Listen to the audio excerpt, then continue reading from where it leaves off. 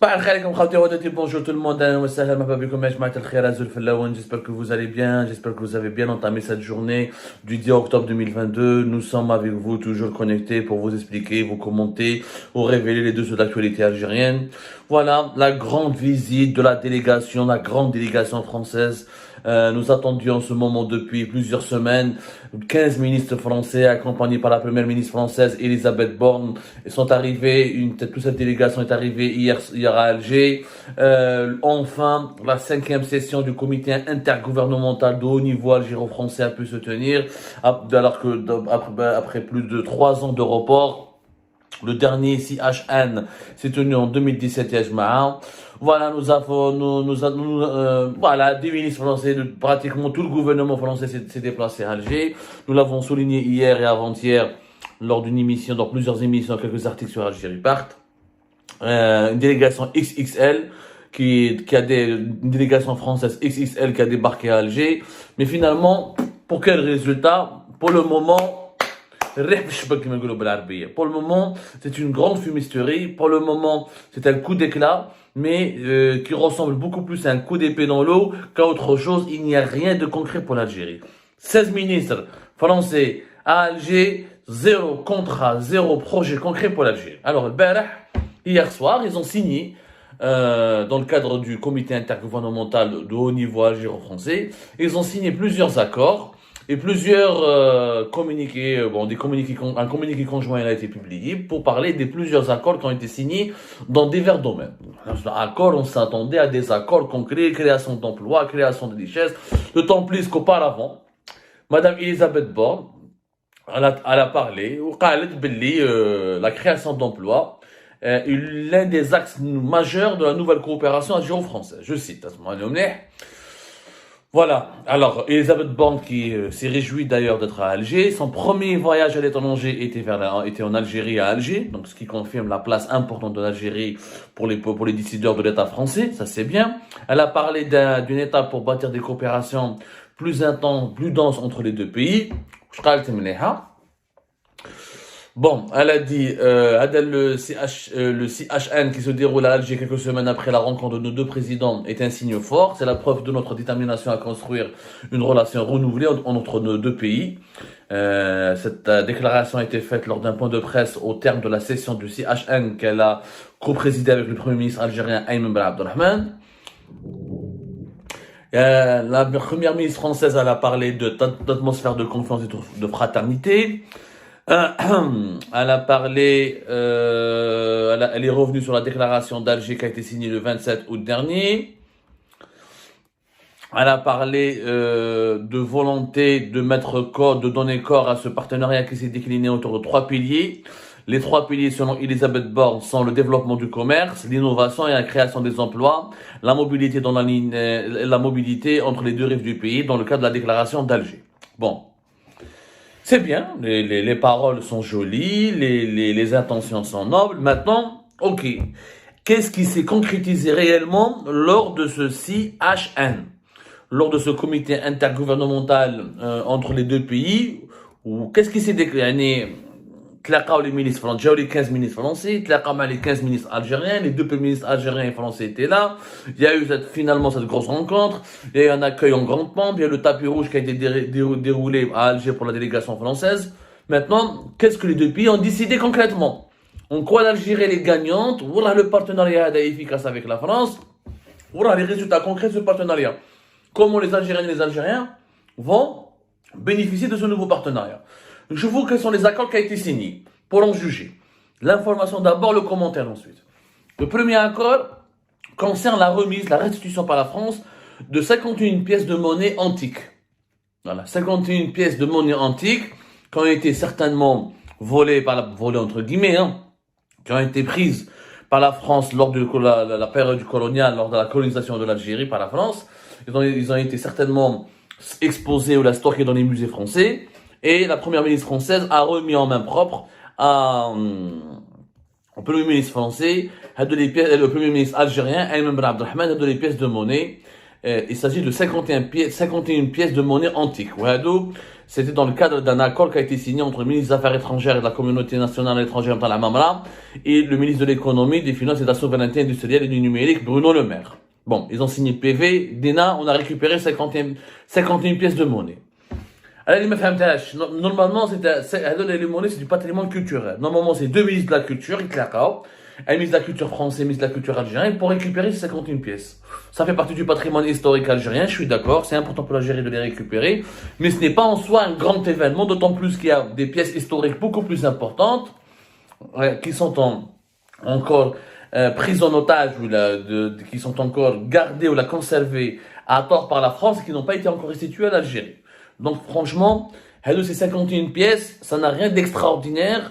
Et je ne vois pas pourquoi mobiliser deux premiers ministres pour un geste qui demeure symbolique, alors qu'il y a d'autres gestes beaucoup plus symboliques que cela, comme le canon Baba Merzoug, qui touche à Brest, en France, et qui, lui, par contre, symbolise réellement la prise de la capitale Alger par les forces coloniales françaises, en 1930. Le canon Baba Merzoug, qui est à Brest, on en reparlera, il faudra toute une émission pour l'expliquer, etc. C'est pas aussi simple que ça. Mais allez, Neige. Alors, je vous les autres accords. Alors, dans les autres accords, les autres accords, il n'y a pas d'accord. D'abord, ils ont fait que des déclarations d'intention. Je maintiens une déclaration d'intention. Les déclarations d'intention, c'est lorsque deux parties s'engagent à exprimer leur intention à concrétiser quelque chose prochainement. Voilà ce que c'est qu'une déclaration d'intention. C'est-à-dire, moi et une autre partie, on est en train de négocier pour concrétiser quelque chose. Nous avons l'intention, c'est pour ça que ça s'appelle une déclaration d'intention. Nous avons l'intention de réaliser quelque chose ensemble. Dans les plus brefs délais. Pas de délai précis, pas d'accord concret, pas de chiffres, pas de montant arrêté, pas de projet déterminé avec exactitude et pas des mécanismes d'application. C'est juste des lettres, on appelle ça des lettres d'intention ou là des déclarations d'intention. Alors, où je dis déclaration d'intention dans le domaine du tourisme. Une lettre d'intention dans le domaine de l'économie, de la connaissance et de l'innovation et de l'entrepreneuriat ont été signées par le ministre du Tourisme et de l'artisanat Yassine Hamadi et son homologue français, Madame Olivia Grégoire. D'ailleurs, on met un protocole d'accord entre Algeria Venture, qui est un organisme de gestion des startups en Algérie, et l'Agence française de développement signée par le ministre de l'économie, de la connaissance des startups et des micro-entreprises, Yassine Mehdi Ouelid, ou la ministre déléguée aux petites entreprises et aux petites et moyennes entreprises françaises et au commerce et à l'artisanat et au tourisme, Madame Olivia Grégoire. Voilà, protocole d'accord, déclaration d'intention, signée entre les ministres algériens et les ministres français. Nous rejoignons notre domaine du travail et de l'emploi, une autre déclaration d'intention, signée par le ministre du Travail, de l'Emploi et de la Sécurité sociale, Youssef Cherfa, et la ministre du Travail, de l'Emploi et de la Sécurité sociale en France, le ministre plutôt Olivier Dussopt. Ensuite, ils ont signé ensuite un accord de coopération dans le domaine agricole, le développement rural et l'industrie agroalimentaire, qui a été signé par le ministre de l'Agriculture et du Développement rural, Mohamed Abdelhafid Henni, et le ministre français de la Souveraineté alimentaire et de l'Agriculture, Marc Fesneau. En plus, une autre déclaration d'intention a été signée sur la coopération industrielle et technologique, signée par le ministre de l'Industrie Ahmed Zegad, ministre algérien, et le ministre de l'Économie, des Finances et de la Souveraineté industrielle et numérique, Bruno Le Maire, c'est le ministre français. Ensuite, ils ont signé une autre lettre d'intention sur la coopération en matière d'égalité des chances, qui a été signée par le ministre des Affaires étrangères, Abdallah Mamra, et la ministre des Affaires étrangères française, Catherine Colonna. Les deux ministres ensuite ont été signés une autre lettre d'intention sur le renforcement des échanges dans les domaines de la protection et la promotion des personnes handicapées et une déclaration d'intention relative aux instituts des sciences et technologies appliquées ainsi qu'une convention cadre relative au réseau mixte des écoles RME. À la fin, pour conclure, c'est le communiqué conjoint qui a été publié à la fin des travaux de la session du comité intergouvernemental de haut niveau algéro-français, c'est le communiqué conjoint que je vous cite, à la fin avec les ministres des deux gouvernements, les ministres français et algériens, ont tenu à explorer des pistes de coopération de nature à renforcer le partenariat algéro-français. Il s'agit du ministre de l'Intérieur, de la Justice, des Finances, de l'Industrie et des Moudjahidines du côté algérien et de leur homologue français. les ministres de l'Intérieur, de la Justice et des Finances et du Moudjahid et de l'industrie algérienne ont eu des rencontres aussi bilatérales avec leurs homologues français dans le même secteur respectif. Je ne sais pas, le Moudjahidine a rencontré qui d'ailleurs, ou je dirais le Moudjahidine dans la coopération algéro-française, Mana Bennesh. Il y a la guerre contre France. Ou je dirais le Moudjahidine, comment le ministère du Moudjahidine va collaborer avec la France? Ça, je ne sais pas. Des rencontres bilatérales. À quoi elles ont abouti ces rencontres? Nada, on ne sait rien. Donc, grosso modo, البارح الزرناجيه اللي داروها والغناء اللي داروه والضجه الاعلاميه اللي داروها et le tapis rouge tout ça pour que des déclarations d'intention. Alors je بعيني راكم سمعتوا بودنيكم le communiqué conjoint il a été publié officiellement hier, il est sur la PS, il est sur la AFP, il a été diffusé par les deux gouvernements algériens et français. C'est de l'information qui est open source, de l'ordre de l'information publique, a été rendue publique hier lundi 10 octobre 2022. Enfin, nous sommes le lundi 10 octobre 2022, elle a été rendue hier dimanche, le communiqué officiel a été publié à partir de minuit 35, on était le lundi 10 octobre 2022. Que des déclarations d'intention. En clair, zéro projet concret pour l'Algérie. On va explorer ensemble des pistes de coopération, on va faire des promesses, on va à des accords, le tourisme, on va échanger des expériences, on va envoyer des délégations ministérielles algériennes qui vont aller en France, on parle des personnes handicapées, on parle des moudjahidines, on parle de la culture, on parle des pièces de monnaie de l'Antiquité, mais tout ça, ça ne reflète pas les préoccupations des Algériennes et des Algériens. La France, qui est l'une des 10 puissances économiques au monde, qu'est-ce qu'elle va m'apporter à moi, l'Algérie? Les projets, les emplois. C'est ça ce qui compte pour nous. Madame Elisabeth Borne, dans son discours, elle dit que la création d'emplois et l'économie de connaissances seront parmi les piliers de ce nouveau partenariat. Voilà la création d'emplois. Il n'y a que des déclarations d'intention. Il n'y a pas un chiffre, il n'y a pas un projet concret qui va être concrétisé. Ou là qui va être développé en Algérie. Pas un projet. Attends, on a dit que vous vous êtes rencontrés durant toute la journée d'hier. 15 ministres. 15 ministres sont venus à Alger. Pas un seul projet concret. Il faut quand même être le fou. Ça prouve que tout ça c'est une mise en scène. Ça prouve qu'on ne veut nous faire croire que l'Algérie et la France maintenant sont dans le même camp, qu'ils sont redevenus amis, mais que ni le peuple français ni le peuple algérien ne sont gagnants. Ni l'Algérie ne va apporter une valeur ajoutée à la France dans ce nouveau partenariat, ni la France ne va apporter une valeur ajoutée à l'Algérie dans ce nouveau partenariat.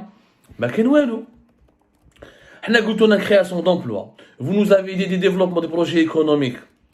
Je lis bien le résultat de la journée d'hier. C'était encore une fois que des déclarations d'intention.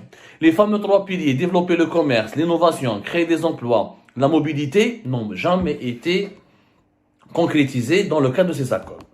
Une déclaration d'intention, encore une fois, c'est juste de la théorie, c'est formel. On a l'intention de faire quelque chose. On ne sait pas quand, on ne sait pas comment, mais on veut le faire. Si un jour ça se fait pas, c'est pas grave. Voilà grosso modo.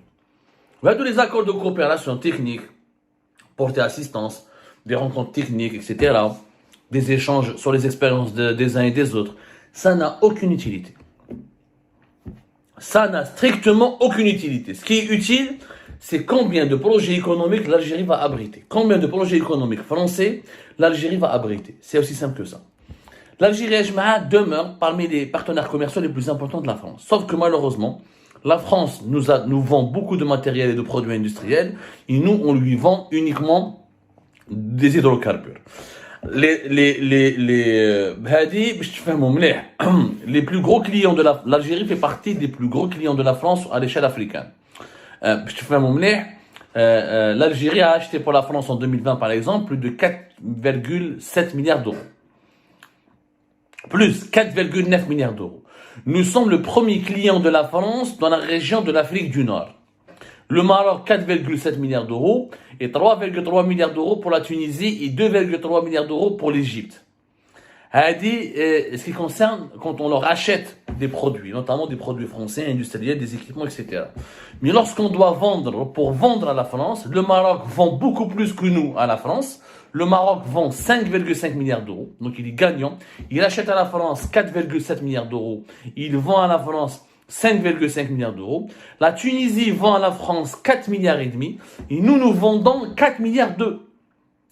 C'est essentiellement des hydrocarbures que du pétrole et du gaz et quelques produits d'hydrocarbures. Très peu de produits agricoles, de produits transformés, de produits industriels. Donc, notre relation économique avec la France, elle est totalement en notre défaveur. Elle est totalement en notre défaveur. Des fois, elle est en notre faveur parce que les quantités, quand la valeur du pétrole et du gaz que nous exportons vers la France est supérieure à la valeur commerciale des produits finis que nous importons depuis la France. Mais concrètement, le Maroc et la Tunisie vendent beaucoup plus de produits industriels et manufacturiers à la France que l'Algérie. Et ce qui n'est pas normal. Même pas la France dit je veux un partenariat privilégié avec l'Algérie. Ou le partenariat privilégié. Il n'y a pas de partenariat privilégié. Il y a du khoroto privilégié. Tant qu'il n'y a pas des investissements français concrets, avec des créations de milliers d'emplois, avec un rééquilibrage de la balance commerciale entre la France et l'Algérie, où l'Algérie pourrait exporter autre chose que le pétrole et le gaz, où les entreprises françaises pourraient concrétiser des usines en Algérie et non pas se contenter de nous considérer comme un dépotoir ou comme un marché de consommation simple et pur, et simpliste, on ne pourra jamais parler d'un partenariat privilégié. 15 ministres, 16 ministres à Alger, zéro projet concret pour l'Algérie. C'est tout simplement la démonstration de l'inefficacité, de l'inutilité et du manque de pragmatisme incroyable et indécent de la part des dirigeants algériens lorsqu'ils traitent ou lorsqu'ils discutent ou lorsqu'ils essaient de négocier des accords avec des grandes puissances.